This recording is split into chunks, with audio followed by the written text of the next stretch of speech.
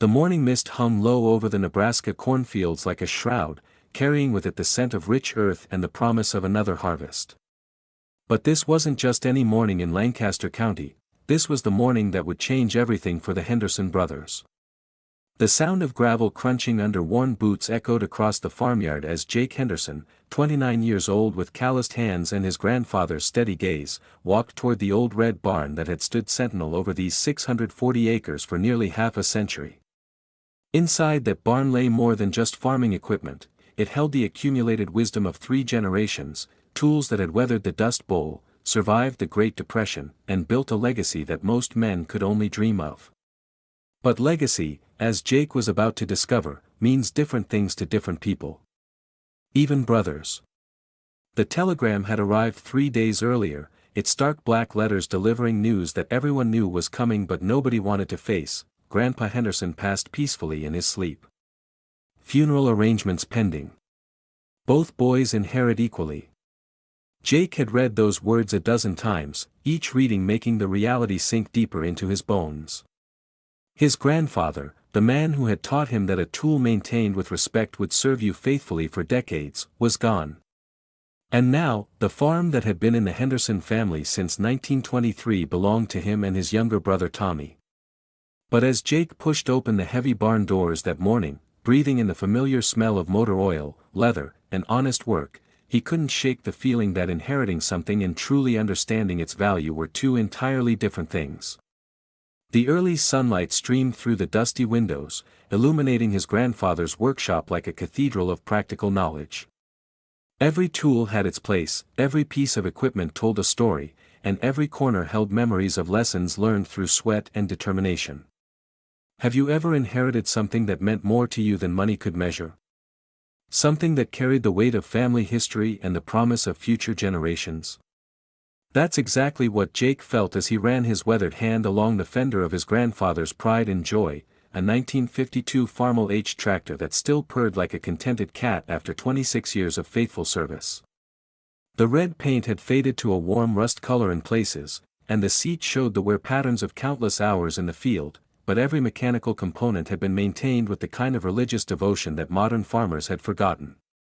Jake's grandfather had always said, "A machine that's paid for and properly maintained will outlast 3 generations of debt-financed equipment." Those words echoed in Jake's mind as he traced the familiar curves of the steering wheel, remembering the countless afternoons he'd spent perched on his grandfather's lap, learning to read the land and respect the tools that worked it. The workshop itself was a testament to self-reliance that would make modern farmers weep with envy.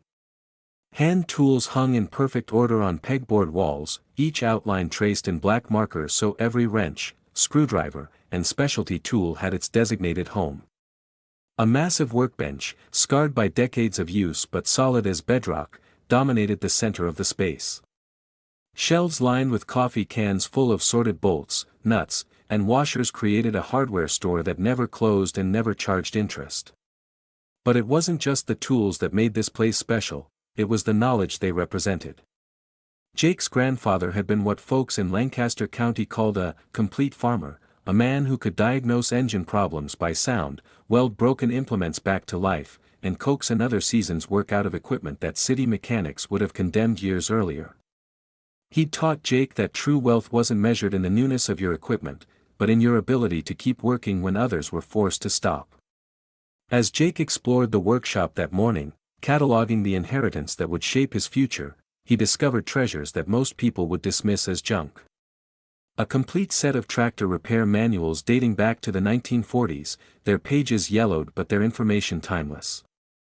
Specialty tools for rebuilding hydraulic systems, grinding valves, and adjusting carburetors, skills that were becoming as rare as honest politicians. Most valuable of all, a leather-bound notebook filled with his grandfather's meticulous records, maintenance schedules, repair procedures, and hard-won wisdom accumulated over 5 decades of farming. The sound of a truck engine interrupted Jake's reverent exploration. Through the barn window, he watched his younger brother Tommy climb out of a shiny new Ford pickup, his boots barely scuffed.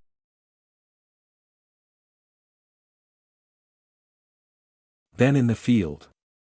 Tommy had always been the ambitious one, the brother who dreamed of expansion and modernization while Jake found satisfaction in perfecting what already worked. "Morning, Jake," Tommy called out, his voice carrying an excitement that made Jake's stomach tighten with unspoken worry. "Beautiful day to talk about our future, don't you think?" Tommy's idea of their future, as it turned out, was radically different from anything their grandfather would have recognized. As the brothers stood in the morning sunlight outside the barn, Tommy pulled out a folder thick with brochures and financing papers, his eyes bright with the kind of enthusiasm that Jake had learned to distrust. "Look at this, Jake," Tommy said, spreading glossy photographs across the hood of his truck. "John Deere 7720 combine harvester. Brand new, straight from the factory. This machine can harvest more corn in one day than Grandpa's old equipment could handle in a week. We're talking about revolutionizing our operation here." Jake studied the photographs with the same careful attention he gave to diagnosing engine problems. The combine was impressive, no doubt about it, a massive green and yellow machine that looked more like a spaceship than farming equipment. But the price tag at the bottom of the specification sheet made his blood run cold, $85,000, with financing available at 12.5% interest over 7 years. "Tommy," Jake said slowly, choosing his words like a man walking through a minefield, "that's more money than this farm has seen in profit over the past 5 years combined. How exactly do you figure we can afford something like this?" Tommy's grin widened, and Jake recognized the expression from their childhood. It was the same look Tommy had worn when he'd convinced Jake to help him borrow apples from old Mrs. Patterson's orchard. "That's the beauty of it, brother. We don't need to afford it up front. The dealer says we can finance the whole thing, and the increased productivity will more than pay for itself. We'll be making money hand over fist." The conversation that followed would haunt Jake for years to come. Tommy had done his homework, armed with statistics about modern farming efficiency and projections that painted a picture of unlimited prosperity.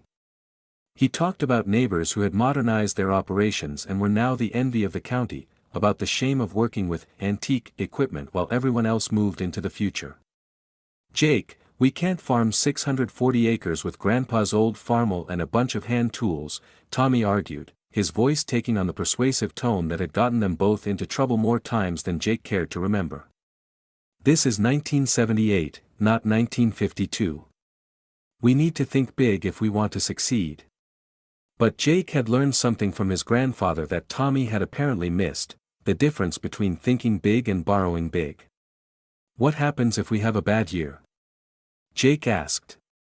"What happens if corn prices drop, or we get hit with drought, or any of the 100 other things that can go wrong in farming? How do we make those payments then?" Tommy waved away Jake's concerns with the confidence of youth and inexperience.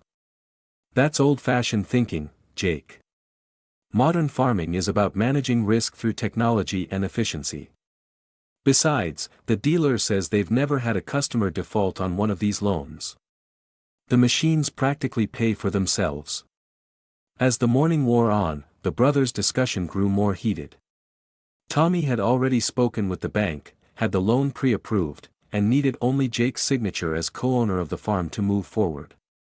The pressure was subtle but relentless. Tommy painted Jake's reluctance as fear of progress, as clinging to the past while opportunity slipped away. "Look around, Jake," Tommy said, gesturing toward the neighboring farms where modern equipment gleamed in the morning sun. "Everyone else is moving forward.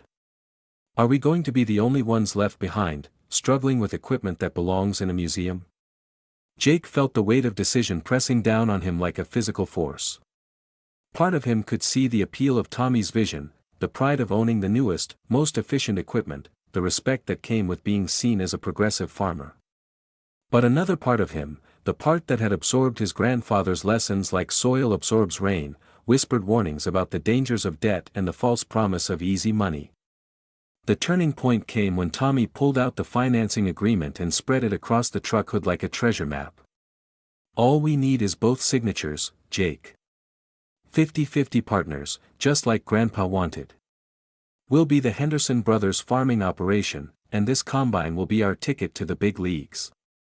Jake stared at the contract, its legal language dense and intimidating, its implications stretching far beyond the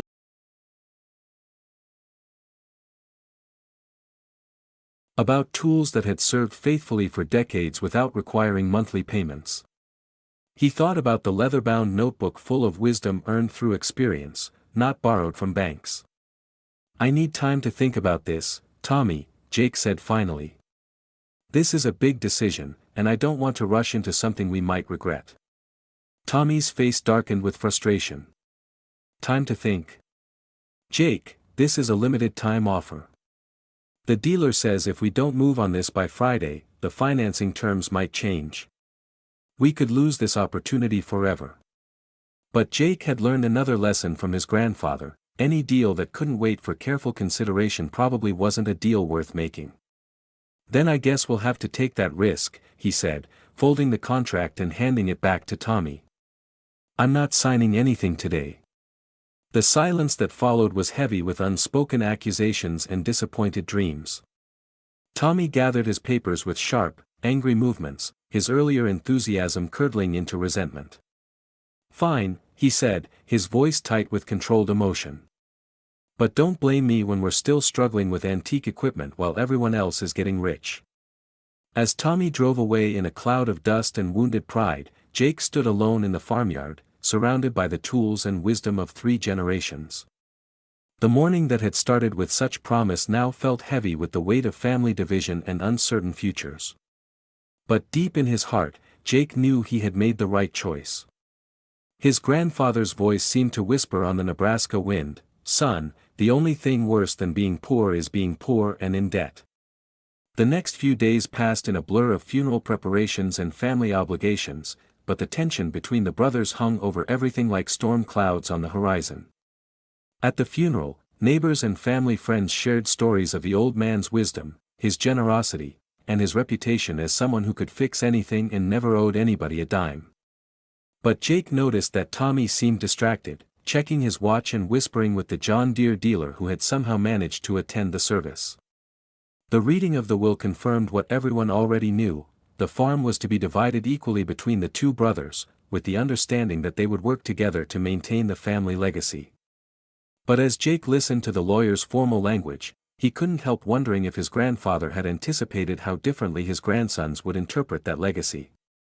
After the funeral, as relatives and friends gathered at the farmhouse for the traditional meal, Jake found himself drawn back to the workshop. The tools hung in their designated places, patient and ready, waiting for hands that understood their value. He picked up a well-worn wrench, feeling its perfect balance and imagining the countless repairs it had facilitated over the decades. That's when he made his decision. If Tommy wanted to chase the future with borrowed money and monthly payments, that was his choice. But Jake would honor his grandfather's memory by embracing the wisdom of the past, tools that were paid for, knowledge that was earned, and the kind of self-reliance that no bank could foreclose on. The workshop would be his inheritance. The tools, the knowledge, and the philosophy they represented would be his path forward.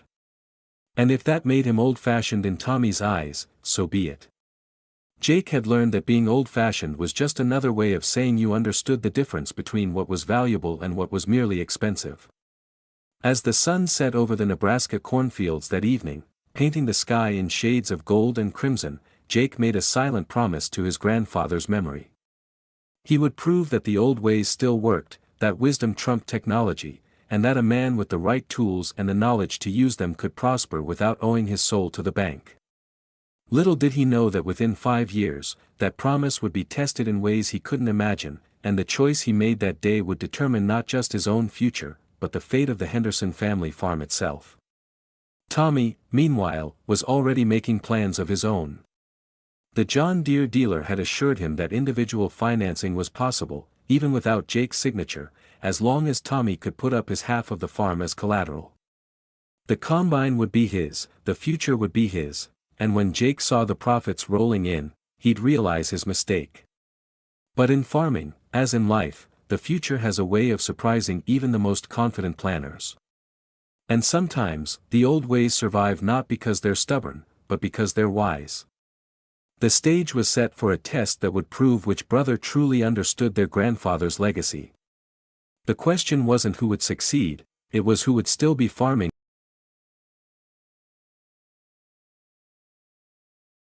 1979, the Henderson farm had become a study in contrasts that would have made their grandfather shake his head in bewilderment. On one side of the property line that now divided the inherited land, Tommy's gleaming John Deere 7720 combine sat like a green and yellow monument to modern agricultural ambition. On the other side, Jake's section looked much as it had for the past 20 years, with the faithful Farmel H tractor and an assortment of well-maintained but decidedly vintage equipment. The divide wasn't just physical, it was philosophical, financial, and increasingly personal. Tommy had managed to secure individual financing for his combine by putting up his 320 acres as collateral, a move that required him to incorporate as Henderson Modern Farming LLC, and take on debt service payments of $1,247 per month for the next 7 years. Jake, meanwhile, had spent the winter months in his grandfather's workshop, rebuilding the Farmel's engine and restoring implements that most farmers would have scrapped decades earlier. The contrast became most apparent during the spring planting season. Tommy's operation looked like something from a farming magazine. The massive combine dominated his fields, its air-conditioned cab and computerized controls representing the cutting edge of agricultural technology. Neighbors would drive by just to admire the machine, and Tommy basked in the attention and respect that came with owning the most advanced equipment in Lancaster County. Jake's approach was decidedly different. While Tommy planted his corn with GPS precision and computer-calculated seed spacing, Jake worked his fields with the same methodical care his grandfather had taught him. His planting took longer, required more physical effort, and drew occasional smirks from neighbors who had embraced the modern way. But Jake had learned something that Tommy seemed to have forgotten: farming wasn't a race, it was a marathon. The first real test came during the summer of 1979, when a late-season hailstorm swept through Lancaster County with the fury of nature unleashed. Golf ball-sized hail pounded the cornfields for 20 minutes, leaving behind a landscape that looked like a war zone. Corn stalks lay flattened, leaves shredded, and dreams of bumper crops scattered like chaff in the wind. For Tommy, the storm represented a financial catastrophe that his insurance would only partially cover. The combine payment was due regardless of crop yields, and the sophisticated machine that had been his pride and joy now seemed like a millstone around his neck. He spent sleepless nights calculating and recalculating, trying to figure out how to make the numbers work with a reduced harvest. Jake faced the same crop damage, but his response was characteristically different. Instead of panicking about payments, he saw an opportunity to put his grandfather's wisdom to work. While other farmers wrote off their damaged crops as total losses, Jake walked his fields with the patient eye of someone who understood that nature rarely destroyed everything, only the obvious. Using techniques his grandfather had learned during the Dust Bowl years, Jake identified sections of corn that could still produce a modest harvest with proper care. More importantly, he recognized that his neighbors' damaged crops created opportunities for someone with the right skills and equipment. Farmers with expensive, specialized machinery couldn't afford to harvest marginal crops, the fuel and labor costs exceeded the potential returns. But Jake's paid-off equipment and lower overhead made it profitable to harvest fields that others abandoned. That autumn, while Tommy struggled to make his combine payments with a reduced crop, Jake not only harvested his own damaged fields but contracted to clean up several neighbors' properties for a percentage of the salvaged grain. His grandfather's old equipment, dismissed by many as obsolete, proved perfectly suited for the careful, labor-intensive work required to extract value from damaged crops. The financial results spoke louder than any argument about modern versus traditional farming methods. Tommy's gross income from his 320 acres was actually higher than Jake's, thanks to the combine's efficiency on undamaged portions of his crop.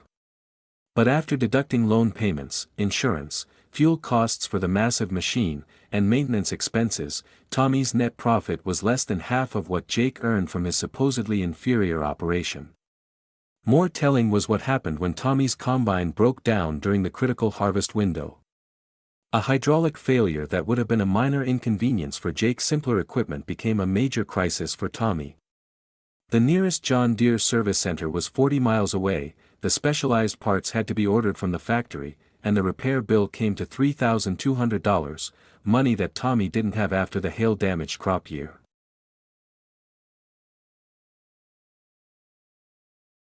system in his grandfather's workshop using parts that cost less than $200 and knowledge that couldn't be purchased at any price. When neighbors saw him back in the field the next day while Tommy's expensive machine sat idle, waiting for factory technicians, the whispers started. Maybe the old ways weren't so outdated after all. But the real education came during the winter months, when the immediate pressures of harvest gave way to the long-term realities of farm management. Tommy discovered that owning cutting-edge equipment meant being dependent on a complex network of dealers, technicians, and parts suppliers. Every maintenance issue required specialized knowledge that he didn't possess and couldn't afford to acquire. The combine's computer systems were beyond his understanding, its hydraulics required factory-trained technicians, and its sheer complexity made it impossible for him to perform even basic repairs. Jake, by contrast, spent the winter months in his grandfather's workshop, not just maintaining his equipment but improving it. He rebuilt the farm's transmission, upgraded its electrical system, and fabricated custom attachments that made his vintage equipment more versatile than many modern machines. Every hour he spent in the workshop was an investment in knowledge and capability that no bank could repossess. The psychological toll was perhaps even more significant than the financial strain. Tommy had entered farming with dreams of being a modern agricultural entrepreneur, but found himself trapped in a cycle of debt and dependency that left him feeling more like an employee than an owner. The monthly payment schedule dictated his decisions, the bank's requirements influenced his crop choices, and the constant pressure to generate enough income to service his debt robbed farming of its traditional satisfactions. Jake experienced the opposite transformation. Free from debt payments and dependent only on his own skills and knowledge, he found farming to be exactly what his grandfather had promised, a way of life that rewarded hard work, careful planning, and respect for the land. His lower overhead meant he could afford to take calculated risks, experiment with different crops, and make decisions based on what was best for the farm rather than what was required by the bank. The contrast became even more apparent when both brothers attended the annual Lancaster County Farm Bureau meeting in the winter of 1980. Tommy sat with the other heavily leveraged farmers, their conversations dominated by discussions of interest rates, payment schedules, and the constant pressure to increase production to service their debts. Jake found himself gravitating toward the older farmers, men who had survived the agricultural upheavals of previous decades and understood that true prosperity came from owning your operation outright. One conversation that winter would prove prophetic. Jake was talking with Harold Peterson, a 70-year-old farmer who had weathered every agricultural crisis since the 1930s, when the old man made an observation that sent chills down Jake's spine. "You know, Jake," Harold said, his weathered hands wrapped around a cup of coffee, "I've seen this movie before. Back in the 20s, everyone was buying new equipment on credit, expanding their operations, talking about how the old ways were finished. Then 1929 hit, and the only farmers who survived were the ones who owned their land and equipment free and clear." Harold's eyes, sharp despite his age, fixed on Jake with the intensity of someone sharing hard-won wisdom. "Mark my words, son. This debt-fueled expansion can't last forever. When the music stops, the farmers still dancing will be the ones left without chairs." Jake thought about Harold's words as he drove home that night, passing Tommy's farm where the massive combine sat under a protective tarp, its monthly payments continuing to accumulate whether it was working or not. He thought about his grandfather's workshop, where every tool was paid for and every piece of knowledge was earned through experience rather than borrowed from banks. The winter of 1980 also brought changes in the broader agricultural economy that would test both brothers' chosen paths. Interest rates began climbing as the Federal Reserve fought inflation, making Tommy's variable rate loan increasingly expensive. Corn prices, which had been strong during the late 1970s, started showing signs of volatility that made financial planning increasingly difficult. For Tommy, these economic headwinds represented a growing crisis. His loan payments were fixed, but his income was subject to the whims of weather, markets, and global economic forces beyond his control. Each month brought new anxiety about making payments, and each season carried the risk of financial catastrophe if crops failed or prices collapsed. Jake faced the same market pressures, but his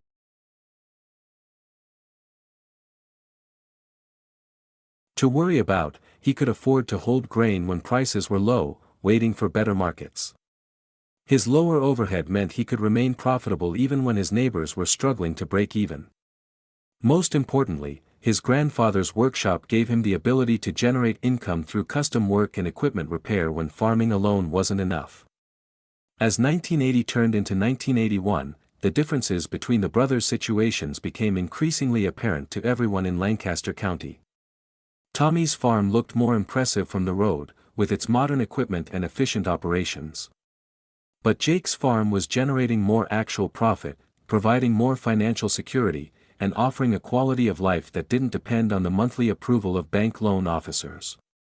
The stage was being set for a test that would prove which brother had truly understood their grandfather's legacy.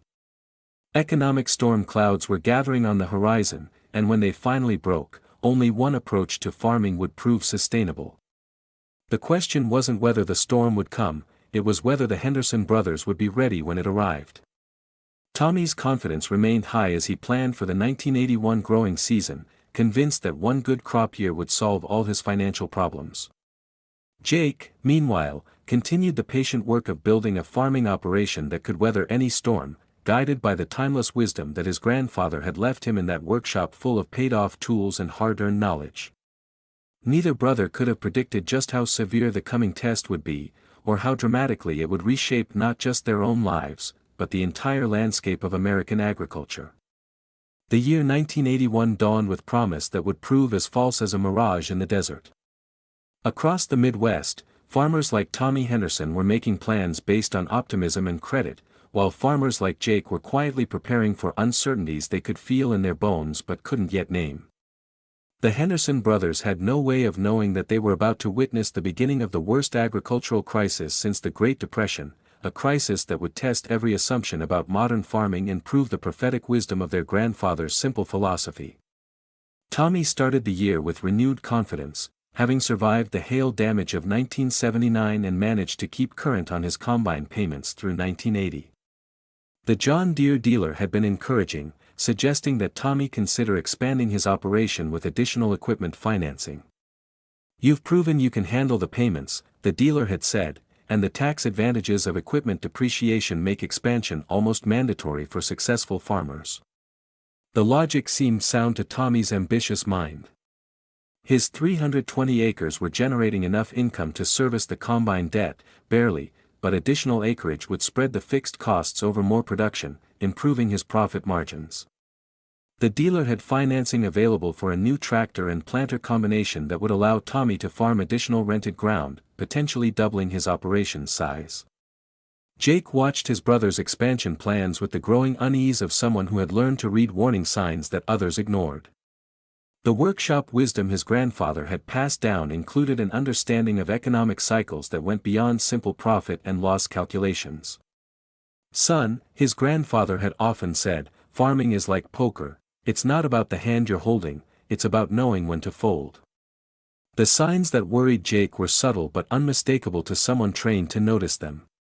Interest rates were climbing steadily, making all forms of debt more expensive. Corn prices, while still reasonable, were showing the kind of volatility that suggested underlying instability. Most concerning of all, Jake noticed that more and more of his neighbors were talking about expansion and modernization, a sure sign that the agricultural economy was approaching the kind of speculative fever that his grandfather had warned him about. But it was a conversation with his banker that crystallized Jake's concerns into concrete action. He had stopped by the First National Bank of Lancaster to make a routine deposit when the bank president, Robert Morrison, pulled him aside for what he called a friendly chat about opportunities. "Jake," Morrison said, his tone carrying the practiced enthusiasm of a man selling something, "I've been watching your operation, and I have to say, you're missing out on some tremendous opportunities. Your brother Tommy is showing real vision with his modernization program, and we'd be happy to help you catch up." Morrison spread loan applications across his desk like a card dealer working a mark. "We can finance equipment, land purchases, even operating expenses.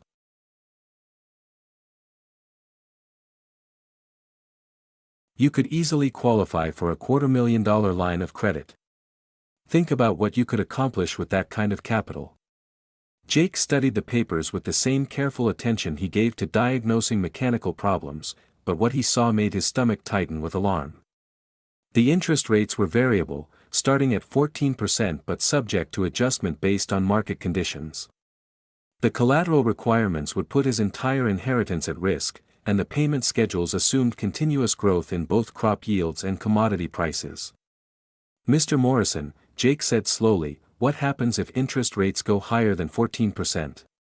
What happens if corn prices drop? What happens if we have a couple of bad crop years in a row?" Morrison's smile never wavered, but Jake caught a flicker of something in his eyes, perhaps annoyance at having his sales pitch questioned. "Jake, you're thinking like your grandfather's generation. Modern agriculture is about managing risk through diversification and efficiency. Besides, the government has programs to protect farmers from exactly the kind of catastrophic scenarios you're worried about." But Jake had learned to distrust any plan that depended on government protection or assumed that current conditions would continue indefinitely. He politely declined Morrison's offer and left the bank with a growing sense that the agricultural economy was heading for trouble that most farmers weren't prepared to handle. His concerns proved prophetic sooner than even he had expected. By the summer of 1981, interest rates had climbed to levels that would have been unthinkable just a few years earlier. The Federal Reserve, under Paul Volcker's leadership, was aggressively fighting inflation with monetary policies that made borrowing increasingly expensive. Tommy's variable rate combine loan, which had started at a manageable 9.5%, had climbed to 16% and showed no signs of stabilizing. The impact on Tommy's operation was immediate and devastating. His monthly payment had increased from $1,247 to $1,847, an additional $600 per month that had to come from somewhere. With corn prices remaining flat while input costs continued to rise, Tommy found himself in the nightmare scenario that Jake had worried about, caught between fixed expenses that were growing and income that was shrinking. Jake, meanwhile, had used the early months of 1981 to implement a strategy that his grandfather would have recognized and approved. Instead of expanding his operation, he focused on improving its efficiency and reducing its vulnerability to external shocks. He spent the winter months rebuilding and upgrading his equipment, not to make it more impressive, but to make it more reliable and versatile. The centerpiece of Jake's strategy was something his grandfather had called productive diversification, developing multiple income streams that could support the farm during difficult periods. Using the skills he had learned in his grandfather's workshop, Jake began offering custom repair services to neighbors whose modern equipment required constant maintenance. His ability to fabricate parts, rebuild engines, and solve mechanical problems that stumped factory-trained technicians made him increasingly valuable to farmers who were discovering that cutting-edge technology came with cutting-edge maintenance costs. The contrast between the brothers' situations became starkly apparent during the harvest season of 1981. Tommy's combine, when it was working, could harvest corn faster and more efficiently than Jake's older equipment. But the machine's complexity made it increasingly unreliable, and each breakdown meant expensive repairs and lost time during the critical harvest window. Jake's approach was characteristically different. His equipment was slower but more dependable, and his lower overhead meant he could afford to take his time and do the job right. More importantly, his reputation for reliability and mechanical skill had generated a steady stream of custom harvesting contracts from neighbors who needed backup when their own modern equipment failed. The financial results told a story that would have made their grandfather proud. Despite having newer, more efficient equipment, Tommy's net income for 1981 was actually negative when loan payments and maintenance costs were factored in. Jake, working with equipment that was supposedly obsolete, generated a modest but solid profit that allowed him to continue improving his operation without taking on debt. But the real test was yet to come. As 1981 turned into 1982, the agricultural economy began showing signs of the systemic stress that would soon explode into full-scale crisis. Land values, which had been inflated by easy credit and speculative fever, started to decline. Banks, suddenly aware that their agricultural loan portfolios were built on overvalued collateral, began tightening credit standards and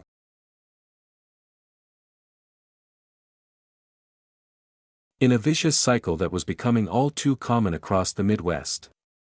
His combine payments continued to increase as interest rates climbed, but his ability to generate income was constrained by falling commodity prices and rising input costs. The additional equipment he had considered purchasing was no longer an option, banks were no longer eager to lend to farmers, and the tax advantages that had made expansion seem attractive were meaningless to someone who wasn't generating taxable income. Jake watched the developing crisis with the grim satisfaction of someone whose warnings had been ignored but whose preparations were proving prescient. He had spent 1981 building cash reserves, improving his equipment, and developing the kind of diversified skill set that would be valuable regardless of what happened to commodity prices. When other farmers were forced to cut back on maintenance and repairs to conserve cash, Jake's workshop became busier than ever.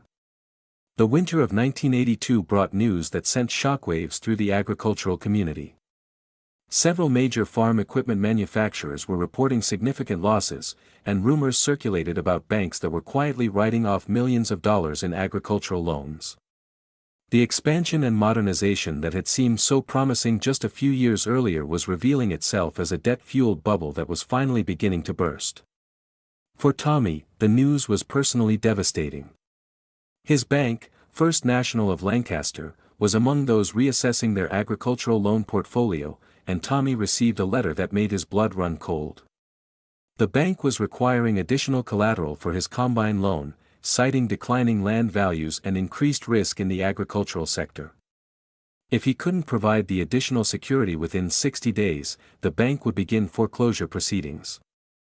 Jake's response to the crisis was characteristically practical. Instead of panicking about forces beyond his control, he focused on what he could influence. He used the winter months to expand his repair business, taking on increasingly complex projects that other mechanics couldn't handle. His grandfather's workshop, with its comprehensive tool collection and accumulated knowledge, became a refuge for farmers whose expensive equipment needed attention they couldn't afford from factory-authorized service centers. The irony wasn't lost on Jake that the same neighbors who had once smirked at his antique equipment were now bringing their modern machines to his grandfather's workshop for repairs. The computerized systems and sophisticated hydraulics that had made their equipment so impressive when new also made it impossibly complex to maintain without specialized knowledge and expensive diagnostic equipment. Jake's approach was refreshingly straightforward. He couldn't reprogram computer modules or interface with satellite guidance systems, but he could rebuild engines, fabricate replacement parts, and solve mechanical problems using principles that hadn't changed since his grandfather's time. More importantly, he could do it for a fraction of what the dealers charged, and he could do it immediately rather than waiting for parts to be shipped from distant factories. As word spread about Jake's capabilities, his workshop became an informal gathering place for farmers who were struggling with the new realities of agricultural economics. The conversations that took place over coffee and carburetor rebuilds were educational for everyone involved. Farmers who had embraced debt-financed modernization shared their growing concerns about payment schedules and bank demands, while Jake quietly demonstrated that there were alternatives to the high-tech, high-debt approach that had become the industry standard. One conversation that winter would prove particularly significant. Harold Peterson, the elderly farmer who had warned Jake about debt-fueled expansion, stopped by the workshop with a broken hydraulic pump from his 1960s-era tractor. As Jake worked on the repair, Harold shared observations that chilled everyone who heard them. "Boys," Harold said, his voice carrying the authority of someone who had survived multiple agricultural crises, "what we're seeing now is just the beginning. I lived through the farm crisis of the 1930s, and this has all the same warning signs. Too much debt, too much speculation, too much faith in the idea that good times last forever." Harold's weathered hands gestured toward the workshop's collection of vintage tools and equipment.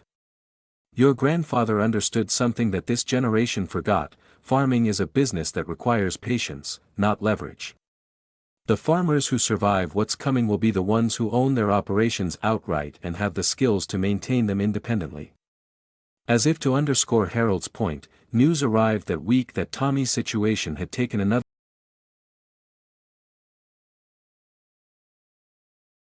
The bank wasn't available, land values had declined to the point where Tommy's 320 acres were worth less than the outstanding balance on his combine loan.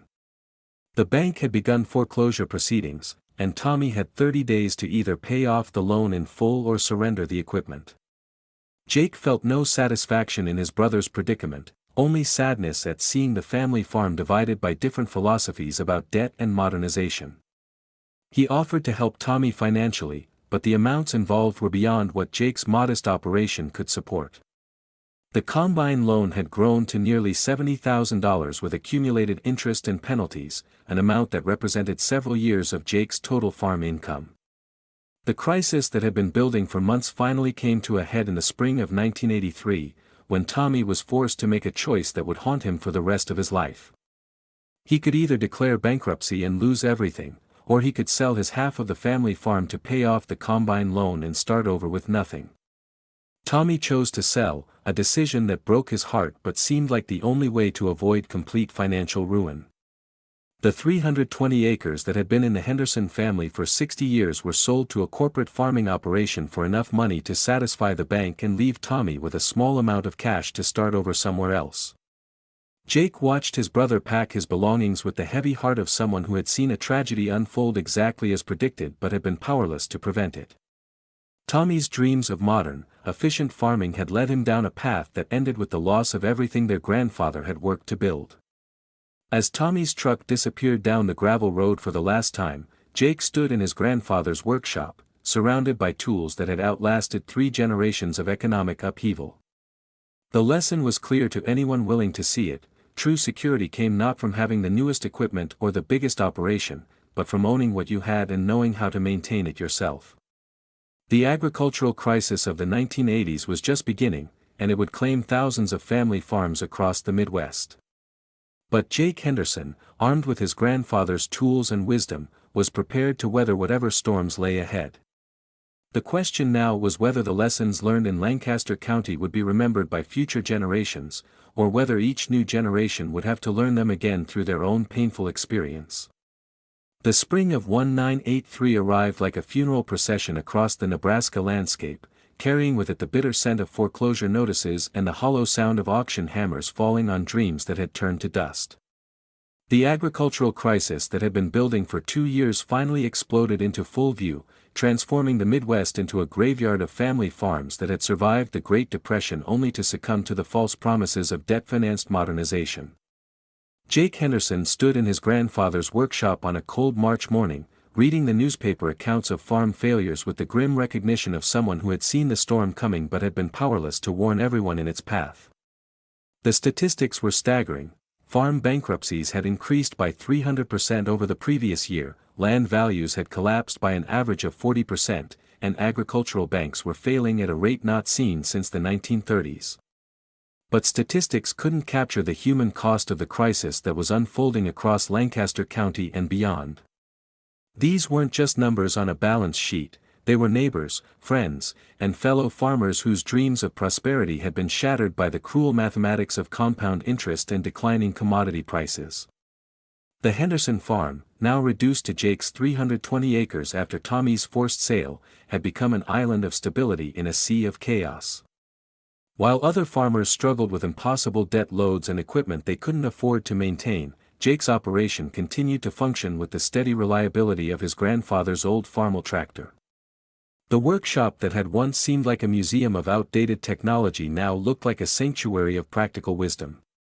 Jake's reputation as a mechanic and problem solver had grown exponentially as the crisis deepened.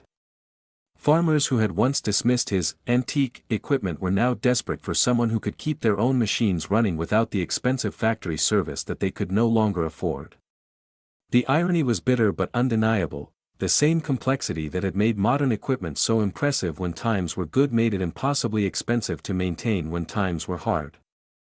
The workshop had become more than just a repair facility, it was a lifeline for farmers who were discovering that self-reliance wasn't just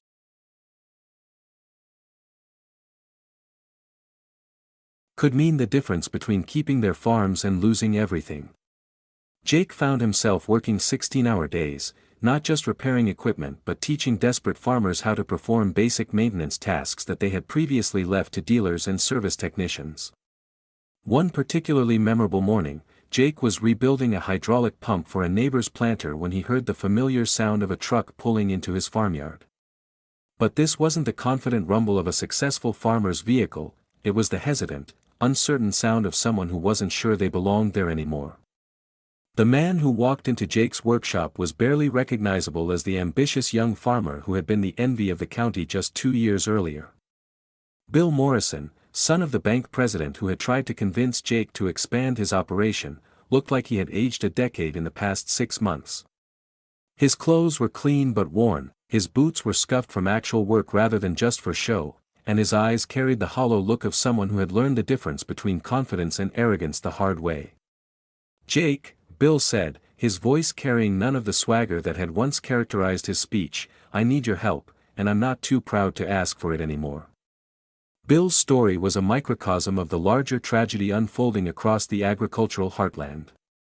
He had borrowed heavily to expand his operation, purchasing a $120,000 combine and additional land that had seemed like smart investments when commodity prices were high and credit was easy. But the combination of rising interest rates and falling crop prices had turned his expansion into a financial death trap. "I've got payments of $2,800 a month on equipment that's worth maybe half what I owe on it," Bill explained, his hands shaking slightly as he spoke. "The bank, my own father's bank, has given me 60 days to bring the loan current or they'll foreclose. I need to keep that combine running for one more season, just long enough to harvest enough crop to maybe work something out." Jake listened to Bill's story with the compassion of someone who understood that pride was a luxury that desperate men couldn't afford. The combine that Bill needed repaired was the same model that Tommy had coveted, a machine that represented everything that was wrong with the debt-fueled approach to modern farming. But it was also Bill's only hope of generating enough income to avoid complete financial ruin. The repair itself was complex but not impossible for someone with Jake's skills and his grandfather's comprehensive tool collection. The combine's computer-controlled systems had failed, leaving the machine unable to adjust its settings automatically for different field conditions. The dealer's estimate for replacing the electronic components was $8,500, money that Bill simply didn't have. Jake's solution was characteristically practical and innovative. Instead of replacing the failed computer systems, he bypassed them entirely, installing manual controls that would allow Bill to operate the combine using the same basic principles that had governed farm equipment for decades. The repair cost less than $300 in parts and required knowledge that couldn't be purchased from any dealer, the kind of mechanical understanding that Jake had absorbed through years of working with his grandfather's tools. As word spread about Jake's ability to solve problems that stumped factory-trained technicians, his workshop became a beacon of hope for farmers who were discovering that modern agriculture's dependence on complex technology was a vulnerability as much as an advantage. The same computerized systems that had made farming more efficient when everything was working properly became impossible barriers when they failed and farmers couldn't afford professional repairs. Jake's approach to these challenges was guided by principles that his grandfather had taught him but that the agricultural industry had largely forgotten. Instead of trying to restore failed systems to their original complexity, he simplified them, making them more reliable and easier to maintain. Instead of depending on specialized parts that had to be ordered from distant factories, he fabricated replacements using materials and techniques that any competent mechanic could understand. The workshop became a classroom where desperate farmers learned skills that their fathers and grandfathers had taken for granted. Jake taught them how to weld broken implements back together, how to rebuild hydraulic systems using standard components, and how to diagnose mechanical problems using their senses rather than expensive diagnostic equipment. But perhaps most importantly, Jake taught them the philosophy that had guided his grandfather through multiple economic crises, the understanding that true security came from owning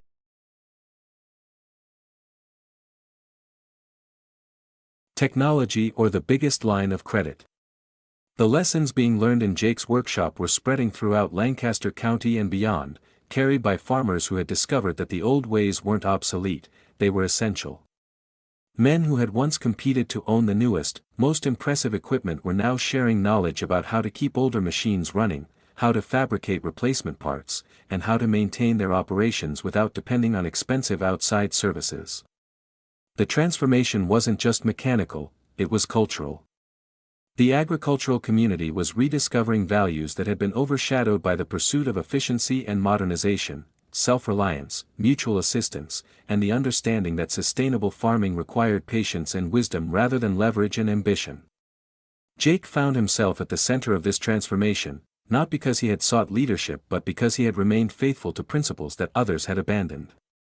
His grandfather's workshop had become a symbol of an alternative approach to farming, one that prioritized ownership over access, knowledge over technology, and sustainability over growth. The irony wasn't lost on Jake that the same neighbors who had once pitted him for his backward approach were now seeking his help to survive the crisis that their modern methods had created. But there was no satisfaction in being proven right, only sadness at the unnecessary suffering that could have been avoided if more farmers had heeded the warnings that men like his grandfather had been offering for decades. As the crisis deepened throughout 1983, Jake's operation became increasingly valuable not just to his immediate neighbors but to the broader agricultural community. Agricultural extension agents began referring farmers to his workshop when they needed repairs that couldn't be handled through conventional channels. Equipment dealers, facing their own financial pressures as farmers defaulted on loans and stopped buying new machinery, began subcontracting complex repairs to Jake when their own technicians couldn't solve the problems. The workshop that had once seemed like a relic of a bygone era was now operating at full capacity, generating income that allowed Jake not only to maintain his own farming operation but to help other farmers survive the worst agricultural crisis in 50 years. The tools that his grandfather had accumulated over decades of careful investment were proving their worth in ways that no bank loan or equipment financing could match. But Jake's success wasn't just about having the right tools, it was about having the right philosophy. While other farmers were discovering that debt was a master that demanded payment regardless of circumstances, Jake was free to make decisions based on what was best for his operation and his community. His lack of debt payments meant he could afford to help neighbors who couldn't pay immediately, extending credit based on relationships and trust rather than credit scores and collateral. The contrast with his brother Tommy's situation was stark and painful. Tommy, who had once seemed destined for success with his modern equipment and ambitious expansion plans, was now working as a hired hand on someone else's farm, having lost everything to the same debt that had once seemed like the key to prosperity. The combine that had been his pride and joy was now owned by the bank, sitting idle in a dealer's lot because no one could afford to buy it at any price. Jake often thought about Tommy during the long hours he spent in the workshop, wondering if there had been anything he could have said or done to prevent his brother's downfall. But he had learned from his grandfather that some lessons could only be taught by experience, and some mistakes had to be made before wisdom could take root. The agricultural crisis of 1983 was far from over, and Jake knew that more challenges lay ahead. But he also knew that he was prepared for whatever came next, armed with tools that were paid for, knowledge that was earned, and a philosophy that had been tested by time and proven by experience.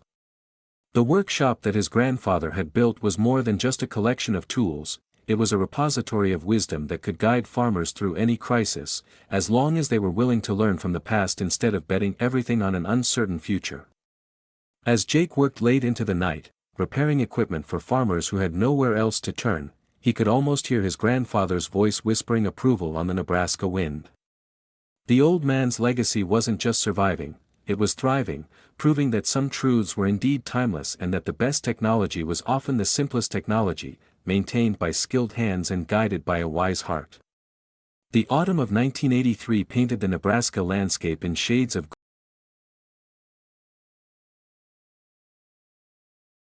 had swept through the agricultural heartland like a plague of locusts.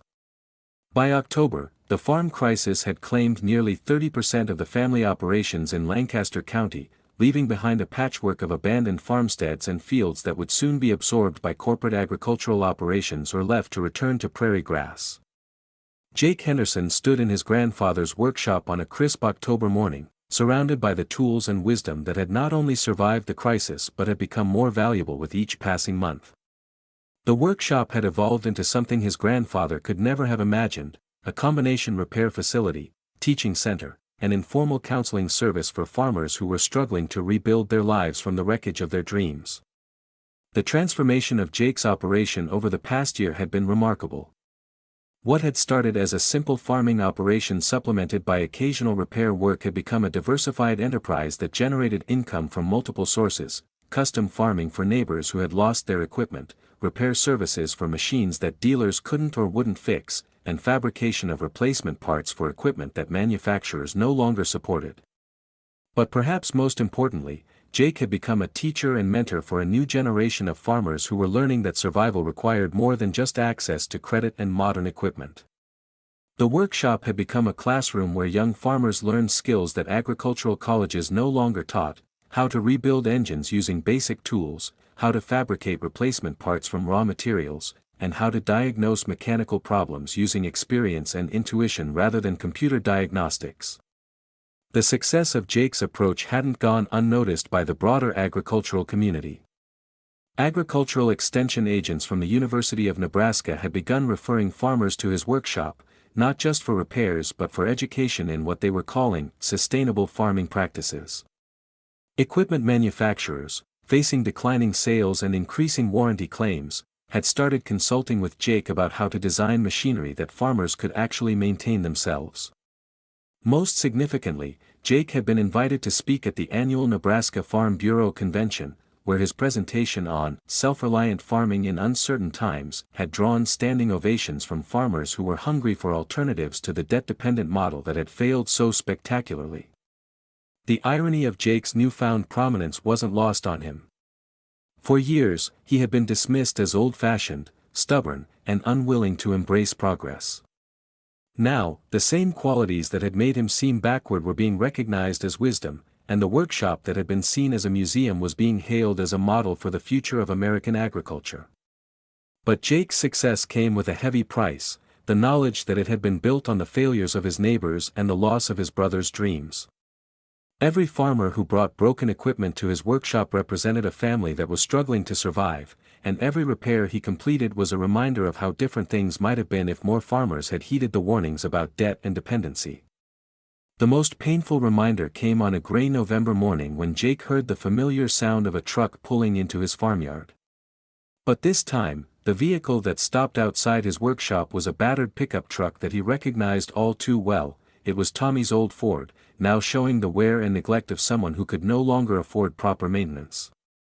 Tommy Henderson climbed out of the truck with the careful movements of a man who had learned that pride was a luxury he couldn't afford. He looked older than his 31 years, his face weathered by outdoor work and marked by the kind of stress that comes from watching everything you've worked for slip away despite your best efforts. "Hello, Jake," Tommy said, his voice carrying none of the confidence that had once characterized his speech. "I heard you might have some work available. I'm not too proud to ask for help anymore." The conversation that followed was one of the most difficult of Jake's life. Tommy explained that he had been working as a hired hand on various farms since losing his own operation, moving from job to job as farmers struggled to afford even minimal labor costs. He had learned valuable lessons about humility and hard work, but he had also learned that starting over at 31 with no assets and a damaged credit history was nearly impossible in an economy that was still reeling from the agricultural crisis. Jake offered Tommy a job immediately, not out of pity but out of recognition that his brother had skills and knowledge that could be valuable in the workshop.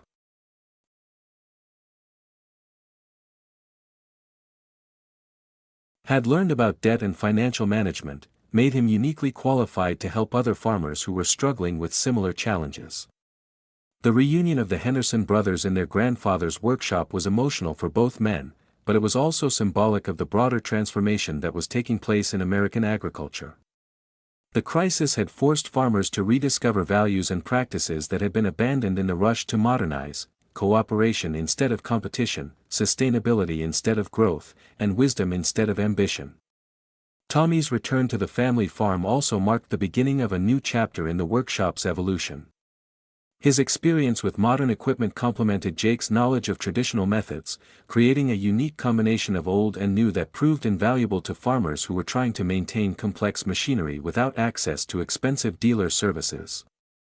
Together, the brothers developed innovative solutions that bridged the gap between traditional farming methods and modern technology. They learned to retrofit computerized equipment with manual controls, to repair sophisticated hydraulic systems using standard components, and to maintain modern engines using techniques that their grandfather would have recognized. The workshop became a laboratory for what agricultural experts were beginning to call appropriate technology, equipment and methods that were sophisticated enough to be efficient but simple enough to be maintained by the farmers who used them. The brothers' approach emphasized reliability over complexity, durability over efficiency, and maintainability over performance. As word spread about the Henderson brothers' innovative approach to farm equipment maintenance, their workshop began attracting attention from beyond Lancaster County. Farmers from across Nebraska and neighboring states brought their most challenging repair problems to the workshop, knowing that Jake and Tommy would find solutions that conventional mechanics couldn't provide. The success of their operation also attracted attention from agricultural researchers who were studying the farm crisis and trying to understand why some farmers had survived while others had failed. The Henderson Workshop became a case study in resilience, demonstrating how traditional skills and conservative financial management could provide stability in an uncertain economic environment. But perhaps the most significant impact of the Henderson brothers' work was on the farmers themselves. The workshop had become more than just a repair facility, it was a place where farmers could regain confidence in their ability to solve problems independently, where they could learn skills that made them less dependent on outside services, and where they could connect with others who shared their commitment to sustainable farming practices. The transformation wasn't just individual, it was cultural. The agricultural community in Lancaster County was rediscovering the value of cooperation, mutual assistance, and shared knowledge. Farmers who had once competed fiercely for the newest equipment and the biggest operations were now working together to share resources, exchange knowledge, and support each other through difficult times. Jake often reflected on how his grandfather would have viewed these developments. The old man had always believed that farming was more than just a business, it was a way of life that required patience, wisdom, and respect for the land. The crisis had forced farmers to rediscover these values, not because they were nostalgic for the past, but because they were essential for survival in an uncertain future. As 1983 drew to a close, Jake stood in his grandfather's workshop, surrounded by tools that had outlasted multiple economic crises and brothers who had learned to value wisdom over ambition. The agricultural crisis was far from over, and many challenges lay ahead. But Jake was confident that the lessons learned in the workshop, about self-reliance, sustainability, and the importance of owning what you used, would guide farmers through whatever storms the future might bring. The workshop that had once seemed like a relic of the past had become a beacon for the future, proving that some truths were indeed timeless and that the best technology was often the simplest technology, maintained by skilled hands and guided by a wise heart. The Henderson brothers had not only survived the worst agricultural crisis in 50 years, they had emerged stronger, wiser, and more committed than ever to the values that their grandfather had tried to teach them. The legacy of the workshop would continue to grow, touching the lives of farmers across the Midwest and demonstrating that true prosperity came not from having the newest equipment or the biggest operation, but from owning what you had and knowing how to maintain it yourself.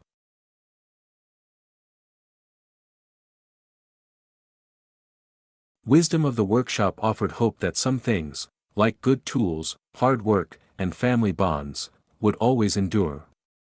The winter of 1984 settled over Lancaster County like a blanket of redemption, covering the scars of the agricultural crisis with pristine snow that made even the abandoned farmsteads look peaceful in the moonlight. But beneath that deceptive tranquility, a quiet revolution was taking place, one that would reshape American agriculture for generations to come and prove that the wisdom accumulated in a simple workshop could triumph over the most sophisticated financial engineering.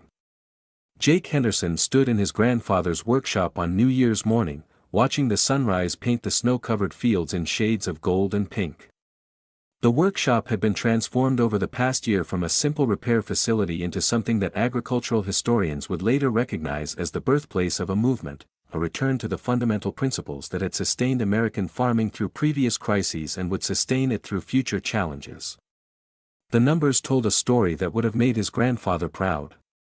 The Henderson operation, now reunited under the brothers' joint management, had not only survived the worst agricultural crisis in 50 years but had emerged stronger and more profitable than ever.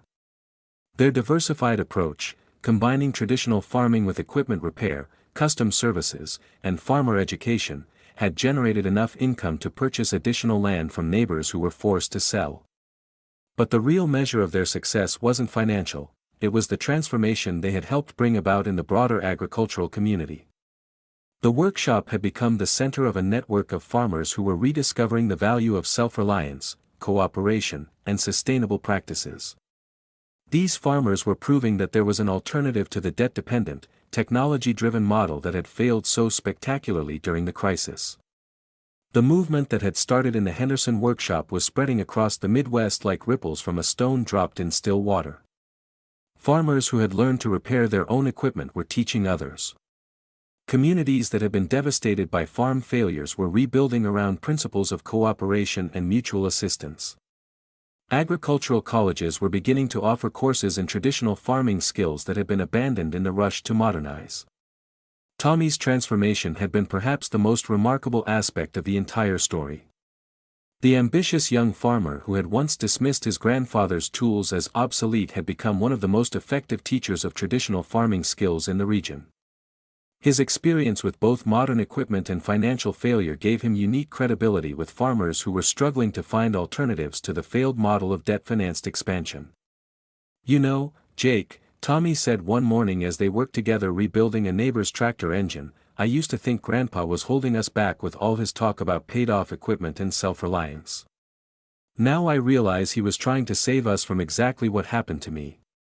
The conversation that followed would become legendary among the farmers who gathered regularly in the workshop to share knowledge and support each other through difficult times. Tommy's honest account of his mistakes and the lessons he had learned became a powerful teaching tool for younger farmers who were facing the same temptations that had led him astray. "The dealers and bankers made it sound so easy," Tommy explained to a group of young farmers who had gathered to learn about engine repair. "They said the equipment would pay for itself, that modern farming required modern tools, that anyone who wasn't expanding was falling behind.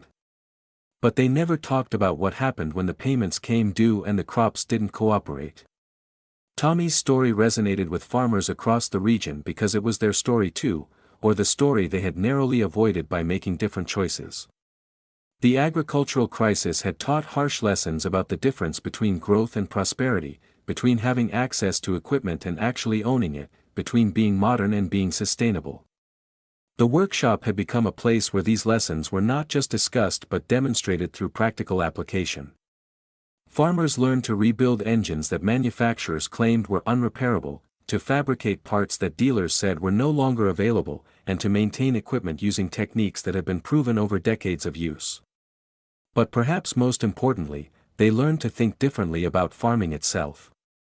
Instead of viewing it as a business that required constant growth and modernization, they began to see it as a way of life that required patience, wisdom, and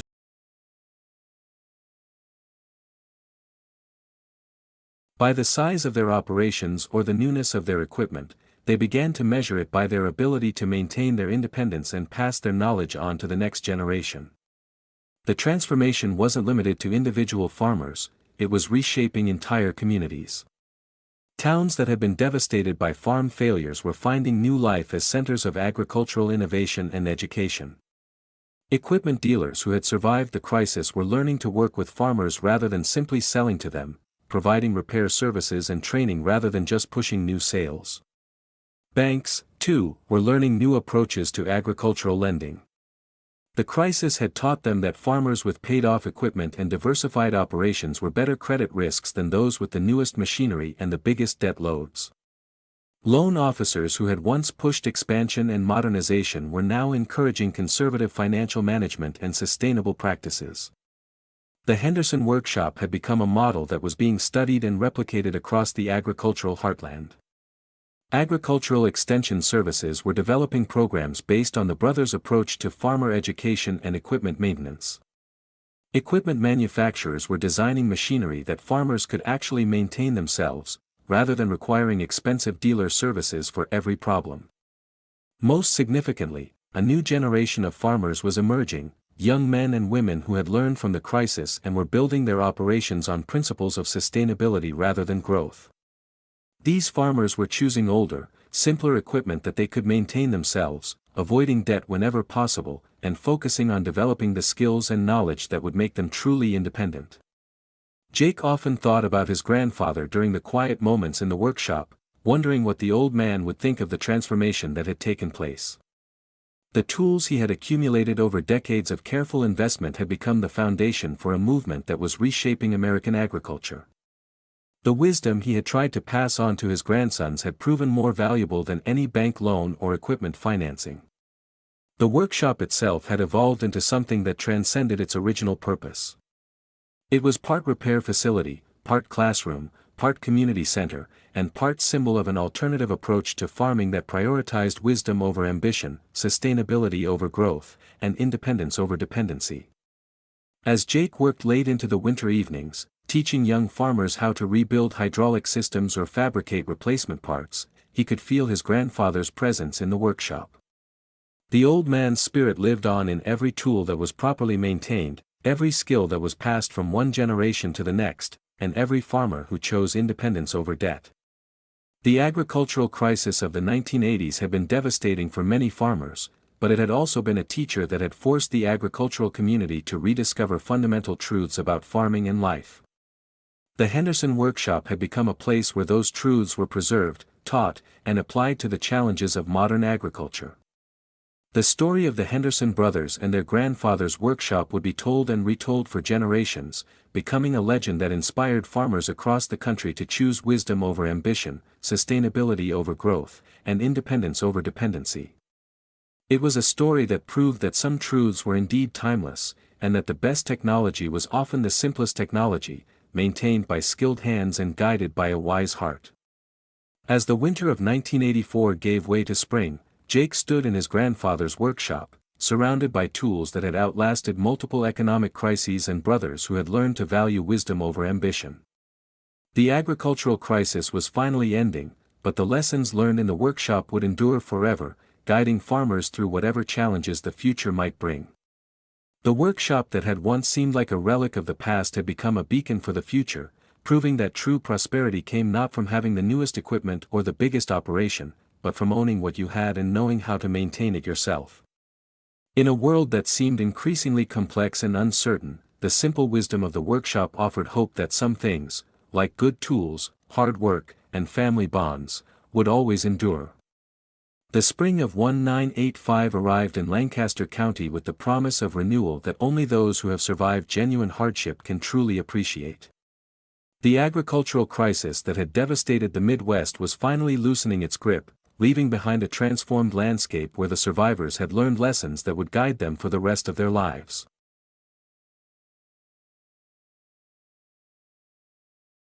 Ownership stood as a testament to the enduring power of wisdom over ambition, patience over haste, and ownership over debt.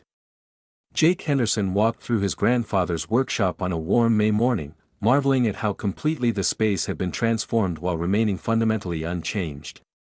The same tools hung in their designated places, the same workbench bore the scars of decades of honest labor, and the same spirit of self-reliance permeated every corner. But the workshop had evolved into something far greater than its original purpose. It had become the heart of a movement that was reshaping American agriculture. The success of the Henderson operation over the past 2 years had been remarkable by any measure. Their diversified approach to farming, combining traditional crop production with equipment repair, custom services, and farmer education, had generated profits that allowed them to purchase an additional 480 acres from neighbors who were forced to sell. But more importantly, they had proven that there was a viable alternative to the debt-dependent model that had failed so spectacularly during the crisis. The workshop had become a pilgrimage destination for farmers from across the Midwest who were seeking alternatives to conventional agricultural practices. Agricultural extension agents regularly brought groups of farmers to see how the Henderson brothers had built a sustainable operation using principles that their grandfather would have recognized and approved. Equipment manufacturers sent engineers to study how farmers could maintain complex machinery using simple tools and traditional techniques. But perhaps the most significant visitors were the young farmers, men and women in their 20s and 30s who had witnessed the agricultural crisis and were determined to build their operations on more solid foundations. These farmers came to the workshop not just to learn repair techniques, but to absorb a philosophy that prioritized long-term sustainability over short-term profits. Tommy's role in this educational mission had become central to the workshop's success. His experience with both modern equipment and financial failure gave him unique credibility with farmers who were struggling to find their way in the post-crisis agricultural landscape. His honest account of his mistakes and the lessons he had learned had become a powerful teaching tool that helped others avoid the same pitfalls. The hardest thing to accept, Tommy would tell groups of visiting farmers, was that everything I thought I knew about modern farming was wrong. I thought debt was a tool for growth, that newer equipment was always better, and that traditional methods were obsolete. It took losing everything to realize that my grandfather's approach wasn't backward, it was wise. The transformation of Tommy from ambitious modernizer to advocate for traditional farming practices had become legendary throughout the agricultural community. His story was told and retold at farm meetings, agricultural conferences, and family gatherings, serving as a cautionary tale about the dangers of debt and a hopeful example of redemption through hard work and humility. The workshop itself had evolved into a comprehensive educational center that offered courses in everything from basic engine repair to advanced welding techniques. Farmers could learn to rebuild hydraulic systems, fabricate replacement parts, and maintain equipment using methods that had been proven over decades of use. But they also learned something more valuable, a philosophy of farming that emphasized independence, sustainability, and respect for the wisdom of previous generations. Jake had become a reluctant but effective spokesman for this philosophy, speaking at agricultural conferences across the Midwest and sharing the lessons that his grandfather had taught him.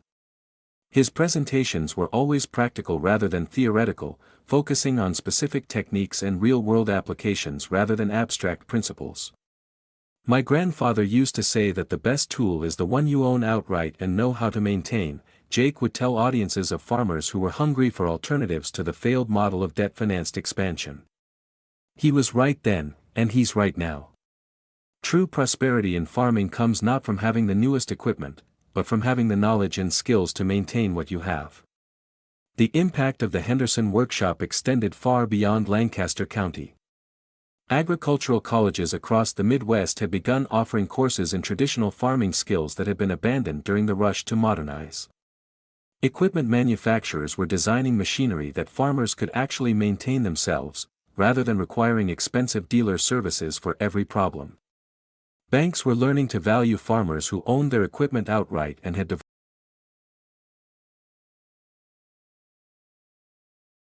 Most significantly, a new generation of farmers was emerging, young men and women who had learned from the crisis and were building their operations on principles of sustainability rather than growth. These farmers were choosing older, simpler equipment that they could maintain themselves, avoiding debt whenever possible, and focusing on developing the skills and knowledge that would make them truly independent.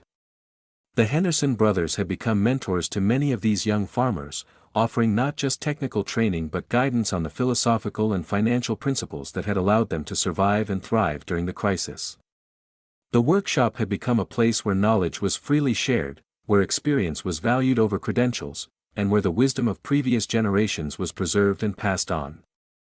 As Jake reflected on the transformation that had taken place over the past few years, he was struck by the realization that his grandfather's legacy had grown far beyond what the old man could have imagined. The tools he had accumulated over decades of careful investment had become the foundation for a movement that was reshaping American agriculture.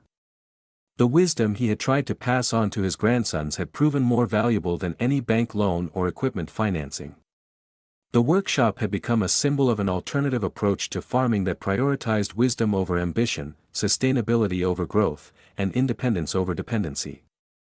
It was a place where farmers could learn not just how to repair equipment, but how to think about farming in ways that would ensure their long-term survival and success. The agricultural crisis of the 1980s had been devastating for many farmers, but it had also been a teacher that had forced the agricultural community to rediscover fundamental truths about farming and life. The Henderson Workshop had become a place where those truths were preserved, taught, and applied to the challenges of modern agriculture. As the spring of 1985 gave way to summer, Jake stood in his grandfather's workshop, surrounded by tools that had outlasted multiple economic crises and brothers who had learned to value wisdom over ambition. The agricultural crisis was finally ending, but the lessons learned in the workshop would endure forever, guiding farmers through whatever challenges the future might bring. The story of the Henderson brothers and their grandfather's workshop had become more than just a local success story, it had become a legend that inspired farmers across the country to choose wisdom over ambition, sustainability over growth, and independence over dependency. It was a story that proved that some truths were indeed timeless, and that the best technology was often the simplest technology, maintained by skilled hands and guided by a wise heart. The legacy of that workshop continues to this day, reminding us that in a world obsessed with the newest, the biggest, and the most impressive, there's still profound value in the old ways, in tools that are paid for, knowledge that is earned, and wisdom that is passed down from generation to generation. The Henderson brothers learned what their grandfather had tried to teach them all along, that true wealth isn't measured by what you owe, but by what you own, and that the most valuable inheritance isn't money or land, but the knowledge and skills to maintain your independence no matter what storms may come. In our modern world of instant gratification and easy credit, the lessons from that Nebraska workshop are more relevant than ever. Whether you're a farmer, a business owner, or simply someone trying to build a secure future for your family, the principles that guided Jake Henderson through the agricultural crisis of the 1980s can guide you through whatever challenges you face today. Ask yourself, are you building your life on a foundation of ownership and knowledge, or are you depending on debt and other people's expertise? Are you learning skills that will serve you regardless of economic conditions, or are you betting everything on circumstances that might change? Are you following the wisdom of those who came before you, or are you convinced that this time is different? The workshop is still there, and the tools still work. The question is, will you choose the path of wisdom, or will you learn these lessons the hard way, like so many others have before you? Take a moment to think about your own life. What would your grandfather say about the choices you're making today? What legacy are you building for the next generation? And most importantly, when the storms come, and they always do, will you be the one still standing, or will you be the one wishing you had listened to the wisdom of those who came before you? The Henderson brothers chose wisely. The question now is, what will you choose? Like, share, and subscribe to the channel, activating notifications to be notified when new videos are published. God bless you.